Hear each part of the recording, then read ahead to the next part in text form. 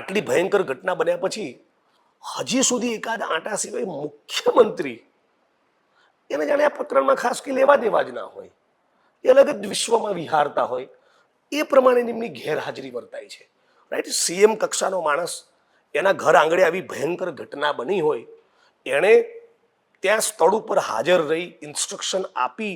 જે બધી કાર્યવાહી કરાવવાની હોય અને ગુજરાતની જનતાને, રાજકોટ વાસીઓને આશ્વસ્ત કરવાના હોય કે અમે બહુ દુઃખ અનુભવીએ છીએ આ ઘટના બની અને કોઈ પણ સંજોગોમાં ફરી રિપીટ નહીં થવા દઈએ, એવું આશ્વાસન આઈ એમ સોરી ટુ સે હજી સુધી રાજ્યની સરકાર પાસેથી મળતું નથી. એફઆઈઆર જે વોટર ટાઈટ થવી જોઈએ એ નથી થઈ. આજના બધા લીડિંગ ગુજરાતી અખબારો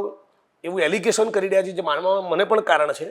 કે એવિડન્સ ક્યાંક રેકોર્ડ ઉપર ના આવે એવી એક સમજણના ભાગરૂપે જેસીબી ફેરવી દીધું. હજી સુધી બધાના ડેડ બોડી મળ્યા નથી, હજી સુધી બધાના ડીએનએ